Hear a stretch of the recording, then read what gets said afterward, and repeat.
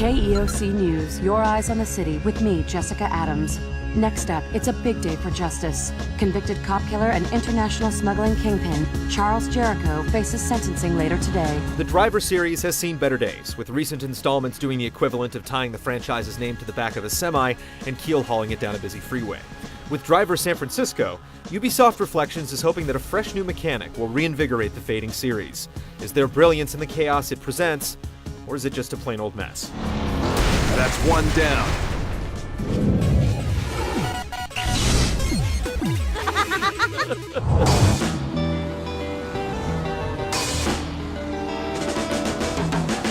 The story picks up in San Francisco sometime after the end of Driver 3, with bad guy Charles Jericho en route to lockdown in the back of an armored truck.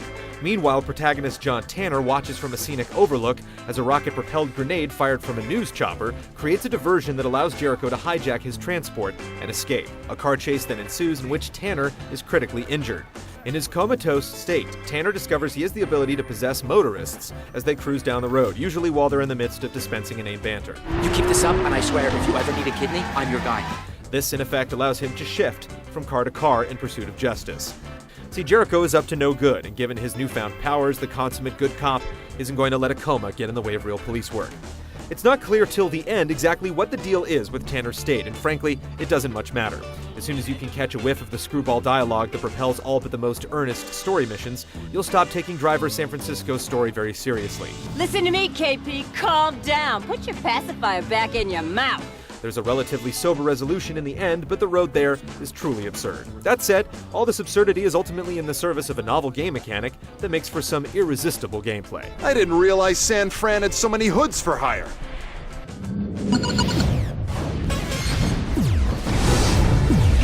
40 out of 30 heading east on Fremont in pursuit of Jericho, requesting backup now! Driver San Francisco presents you with a sandbox that gets progressively larger as you advance through its story, and litters it with an almost overwhelming number of activities. In the fine tradition of Burnout, it's a game about reckless driving at its core, and every event you participate in is informed by this. The structure is simple, completing mandatory events which range from straightforward street races to white-knuckle stunt challenges, literally designed to inflict upon your passenger cardiac arrest, unlock story missions and bonus activities. As you go deeper into Tanner's story, the map expands, broadening your playground and giving you access to yet more challenges. The ability to shift more or less at will is a liberating effect on the experience, reinforcing the feeling that you can simply bail out of any event you aren't having fun with. At the same time, the fact that the game rewards you for any irresponsible thing you do on the road makes it easy to zone out and tear through the streets without any particular goal in mind. The map is so dense with optional races, chases, and stunt challenges, though, that you'll inevitably bump into a directed experience, if only by accident. I've got the keys to the city. The currency you earn for simply existing quickly starts burning a hole in your pocket, and it flows like water. Luckily, there's a lot to spend it on. There are more than 100 licensed cars to unlock and purchase, from stodgy Chevy Volts to sleek Pagani Zondas, as well as metagame buffs like longer boost bars and bonus challenges. The more garages you buy, the more of this sort of stuff you'll have access to. And you can call me Lady again, honey. Driver San Francisco's multiplayer package appears predictable at first, but the operative mechanics help even its most tired modes feel fresh. In other words, Tag feels like an all-new game when you factor in the ability to shift into oncoming traffic. Though the multiplayer system makes you work a little bit before it fully opens up to you, you'll have to level up for a couple of hours before you're given access to all the modes. Much of the best stuff is available at the outset. Trailblazer's frantic follow-the-leader play almost guarantees a perpetual multi-car pileup, and Tag, as mentioned before, feels fresher than ever due to the shifting mechanic. There are plenty of team modes as well, ranging from capture the flag to straight-up group races where shifting is disallowed. The split-screen multiplayer package is also surprisingly well developed, with several unique variants on game modes that take great advantage of the format.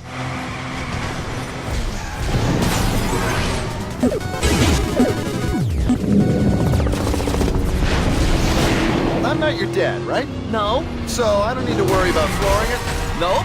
The shift mechanic truly cracks Driver San Francisco wide open, turning the notion of reckless driving on its head with the vast possibilities for chaos it offers.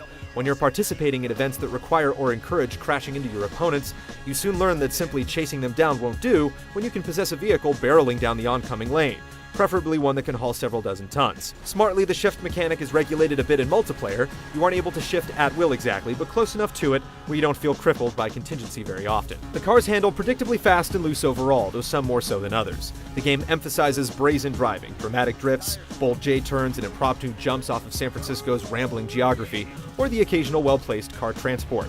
Of course, there are differences between vehicles, and the statistics they display will give you a decent idea of what they should be used for. Frequently, though, it's hard to shake the feeling that there are two real categories: cars to use when escaping from pursuers, and heavy-duty vehicles with which to ram fugitives. Stopped in their tracks.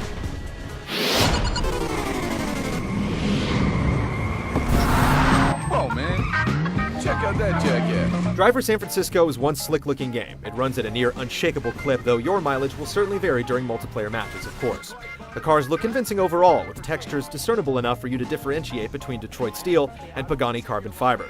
The damaged models will have you wincing when you allow an expensive toy to get scuffed up, but then again, Tanner won't be the one paying for the bodywork, will he? It's odd to call out the character models in a game about cars, but the people in Driver San Francisco look great, with nitty-gritty details like pores and facial hair modeled to an alarming level of naturalism. Too bad we can't say the same about the pedestrian population. Try as you might to violate their rights to inhabit the street, they'll zigzag out of the way as if protected by Providence. Let's see how many we can get. That isn't what we're doing. Woo! Baby, this girl is calendar material. As far as we're concerned, the Driver series has a new lease on life. This latest jaunt to San Francisco will keep you playing for hours with an enormous campaign brimming with challenges and a multiplayer package that benefits enormously from the novel mechanics that define the experience.